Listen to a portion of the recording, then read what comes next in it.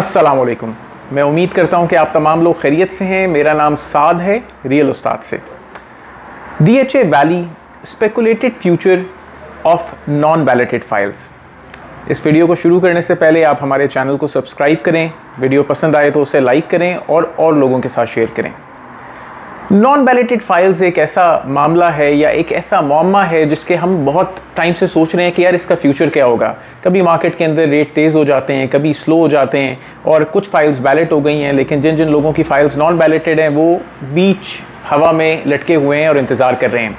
हम ये भी एक्सपेक्ट करते हैं कि कमर्शियल्स की बैलेटिंग बहुत जल्दी आ जाएगी और उसके साथ कुछ रेजिडेंशियल प्लॉट्स की बैलेटिंग भी होगी, लेकिन हमें नॉन बैलेटेड के बारे में जानना है कि उसका क्या बनेगा, उसकी हिस्ट्री कैसी थी और फ्यूचर कैसा होगा। तो सबसे पहले हम डिस्कस करते हैं कि जो नॉन बैलेटेड फाइल्स हैं या बैलेटेड फाइल्स हैं उनकी हिस्ट्री क्या है। सबसे पहले तो हमें पता होना चाहिए कि जितनी भी नॉन बैलेटेड फाइल्स हैं वो 2009 में सारी बैलेट हो गई थी, लेकिन वक्त के साथ वो बैलेटिंग नल एंड वॉइड हो गई थी, ख़त्म हो गई थी। लेकिन फिर उसके बाद ये नॉन बैलेटेड का टर्म कहाँ से शुरू हुआ? 2017 के अंदर DHA होम्स का बैलेटिंग हुई, उसके अंदर बैलेट नॉन बैलेट होम्स आ गए मार्केट के अंदर। तो सबसे पहले ये टर्म 2017 के अंदर होम्स के अंदर हमने देखी। फिर 2018 के अंदर रेजिडेंशियल बैलेट हुआ, बैलेट नॉन बैलेट की कहानी आ गई। 19 के अंदर रेजिडेंशियल बैलेट हुआ, बैलेट नॉन बैलेट की कहानी आ गई। और फिर जो थर्ड बैलेटिंग 21 नवंबर 2021 में हुआ तो उसमें और बैलेट नॉन बैलेटेड के मामला आ गए। अब हमें ये जानना है कि भाई इन जो 3-4 बैलेटिंग हुई तो उनकी क्राइटेरियाज क्या थे। तो बैलेटिंग क्राइटेरिया 2017 में जब DHA होम्स की बैलेटिंग DHA ने की तो उसके अंदर ये देखा कि वो तमाम होम्स जिनको कभी सरचार्ज हिस्ट्री नहीं लगा, वो तमाम लोग जिन्होंने वक्त के ऊपर अपनी पेमेंट्स की, उन लोगों को DHA ने पोजेशन वाले घर दिए लेली ब्लॉक के अंदर। जिन लोगों के थोड़े बहुत सरचार्ज थे उनको ओलिएंडर ब्लॉक के अंदर घर मिले। फिर 2018 में भी ठीक इसी तरीके से हुआ कि जिन लोगों की surcharge history through out zero थे, खास तौर पर उन सेक्टर्स में, इसमें भी सेक्टर्स थे, इसमें जो शुरू के सेक्टर्स जिनके अंदर हम ये प्लॉट्स देखते हैं और खास तौर पे वो जो डैम साइट के अंदर आ गए थे, सिर्फ उन्हीं को कंसिडर किया था। अगर आपका plot daisy, jasmine, eglantine, gloxinia, marigold, iris lotus, lavender, zinnias, snowdrop के अंदर था तो आपका प्लॉट कंसिडर नहीं हुआ, चाहे कि वो थ्रू आउट जीरो हिस्ट्री के साथ भी होगा। तो फर्स्ट और सेकंड बैलेट तो तकरीबन इसी सिलसिले के अंदर हुई कि जो 2018 और 19 के अंदर हुई थी कि भाई अगर कम सरचार्ज है तो फाइल बैलेट हो गई। फिर थर्ड बैलेट जो आई उसके अंदर बहुत ही DHA ने बहुत डिफरेंट मामलात किए। सिर्फ फर्स्ट अलॉटी को कंसिडर किया और फर्स्ट अलॉटी के साथ साथ उन फाइल्स को जो कि फर्स्ट और सेकंड बैलेट के अंदर कंसिडर हुई थी 5 मरले की, लेकिन उनकी ज़मीन समहाउ एक्वायर नहीं हुई थी या कुछ इस तरीके के मामला थे, उनको भी DHA ने बैलेट किया। अब हम आते हैं गेस वर्क के ऊपर।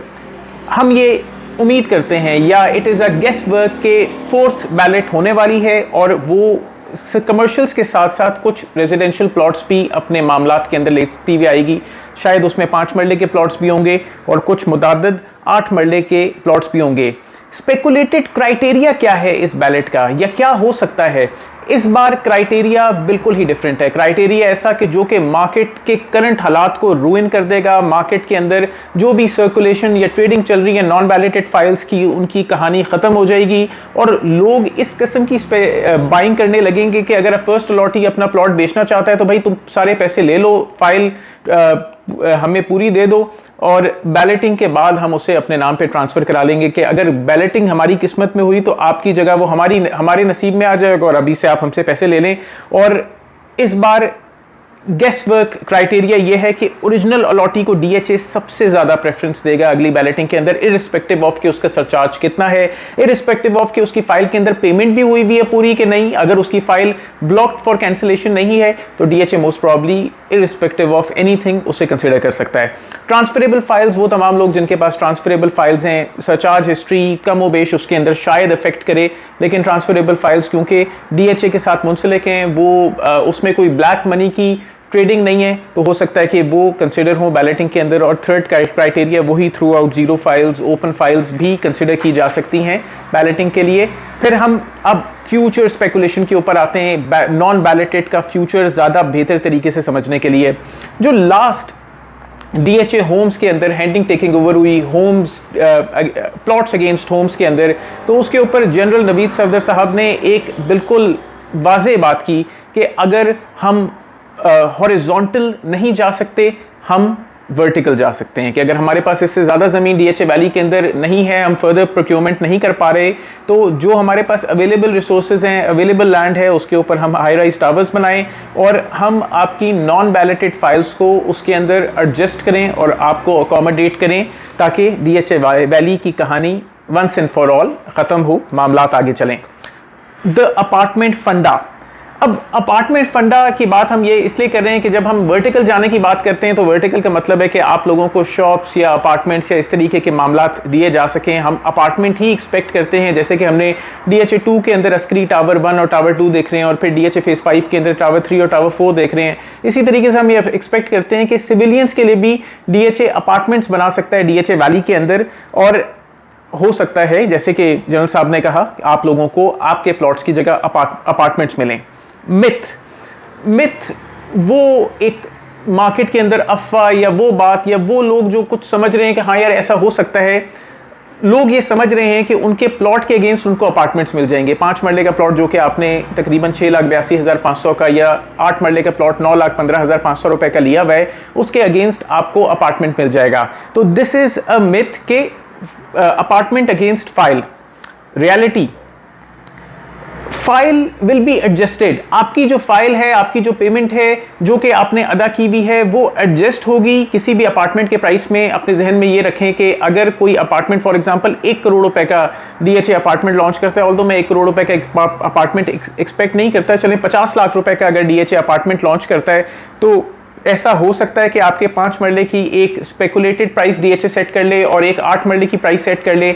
आप अपनी फाइल उसमें मर्ज कराएं और रिमेनिंग अमाउंट आप पे कर दें और साल 2 साल के अंदर आपको बने बनाए या 3 साल के अंदर बने बनाए अपार्टमेंट्स मिल जाएं आपकी फाइल्स के अगेंस्ट, और ये उसका फ्यूचर होगा। इसी तरीके की चीज़ हमने होम्स के अंदर देखी कि जब DHA ने होम्स वालों को ये ऑप्शन दी कि आपका होम को हम प्लॉट में कन्वर्ट कर देते हैं, तो 5 मरले का होम 23 लाख रुपए पेड था, उन्होंने 5 मरले का प्लॉट 21 लाख रुपए की वर्थ रखा कि जो डेवलपमेंट चार्जेस और जो लैंड कॉस्ट थी 21 लाख रुपए 5 मरले का प्लॉट DHA को पड़ रहा है और 28 लाख रुपए का 8 मरले का प्लॉट DHA को पड़ रहा है, तो उन्होंने उस तरीके से लोगों को एडजस्ट किया और प्लॉट्स दिए और कुछ ना कुछ 2 लाख रुपए और 14 लाख रुपए 8 मरले के ऊपर रिफंड का ऑप्शन अनाउंस किया DHA ने इस तरीके से।